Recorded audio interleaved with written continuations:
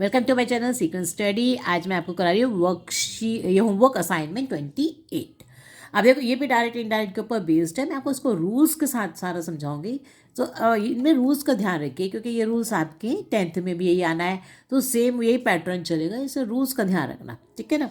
देखो सबसे पहला है इसमें रिपोर्ट करो सारा क्वेश्चन। कल मैंने आपको बताया भी था कि अगर दो के बीच कन्वर्सेशन है तो जैसे इसमें है सारा और जोड़ी के बीच में कन्वर्सेशन चल रही है, ठीक है ना। तो अब वो कह रहे हैं कि सारा का जो क्वेश्चन है उसको रिपोर्ट करो। तो इसका मतलब है कि जो क्वेश्चन होगा उसको हमें इनडायरेक्ट स्पीच में लिखना होता है। ये जो दे रखा होगा ना, आपको इसको इनडायरेक्ट स्पीच में लिखना होता है, ठीक है। आपको जब सारा का क्वेश्चन को वो करना है मैं रिपोर्ट, तो इसका मतलब कि सारा पूछ रही है। तो हम किससे पूछ रही है? ऊपर नाम दे रखा होगा आपको जोडी, जैसे कुछ भी नाम दे रखा होगा। सारा आस्क्ड जोडी। अब देखो आर से शुरू हो रहा है क्वेश्चन, तो हम क्या करते हैं, आर का वर हो जाता है। तो हम कैसे लिखते हैं इसको? क्वेश्चन है इसलिए इफ आएगा। तो Sarah asked Jodi if the students were friendly there. Are का यूज यहाँ पर हो जाएगा वर फ्रेंडली देयर, ठीक है। नेक्स्ट देखो इसमें है क्या कहते हैं, ये देखो after reading a story the teacher asks students.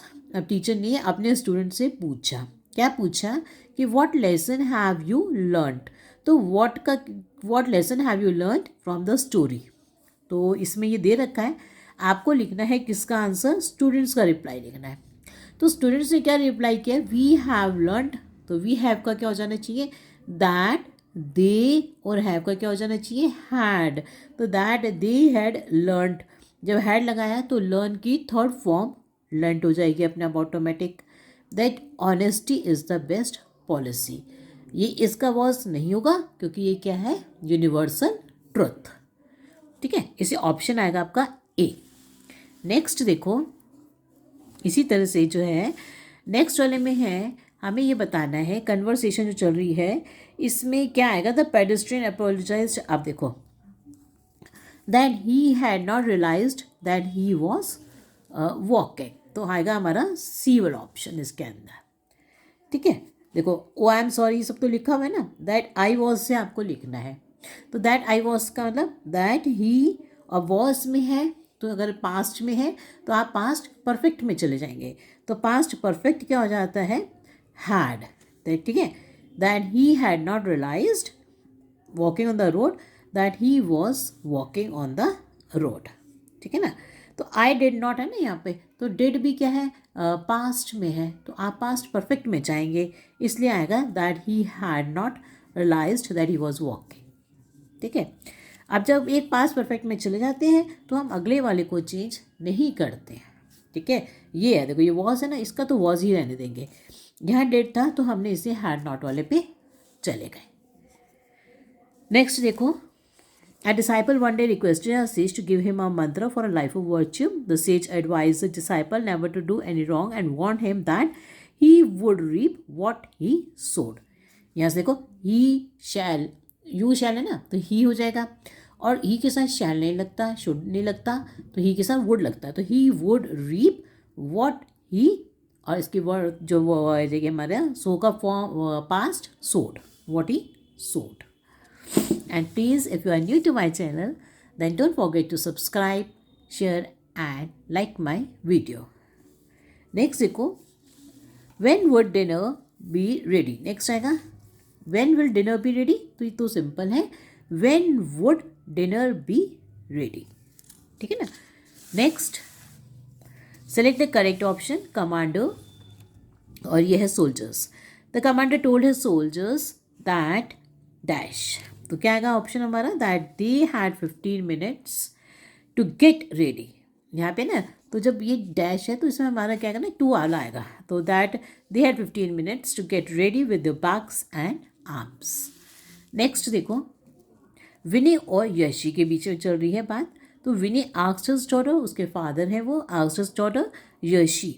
तो व्हेन आर यू की जगह क्या होगा, व्हेन, ये जो यू वाला होता है ना आर यू का, तो यू जो भी डोनेट करना होता है ये मतलब पहले आ जाता है और ये वर्ब बाद में चला जाता है। तो व्हेन आर यू की जगह क्या होगा, व्हेन शी, क्योंकि यशी क्या है, लड़की है, when she was going to come home that day, today का दैट डे, और ये आर का पास्ट बन जाएगा ना, तो शी के साथ तो वॉज लगेगा, तो शी वॉज।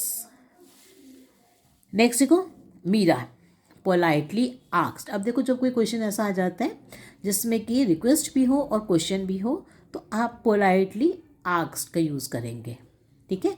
तो मीरा देखो इसमें क्या है, प्लीज़ भी है और क्वेश्चन मार्क भी है। जब दो बातें हो तो आपने सब ना क्या यूज़ करना है, पोलाइटली आस्क्ड। तो Meera politely asked Tia if she would help her. Next देखो, Meeta and Mahmood are in a conversation. Meeta happens to mention that she got car sick easily. Next देखो, क्योंकि देखो यहाँ पे क्या ना गेट है तो गॉट हो जाएगा, पास्ट में चले जाएंगे। नेक्स्ट है विच डिपार्टमेंट ही वर्कड फॉर, है ना, ये ना विच डिपार्टमेंट, तो डू को छोड़ देंगे, ही आ जाएगा, ही लिख के, और इसका जो वर्क है इसका पास्ट हो जाएगा, तो which department he worked for.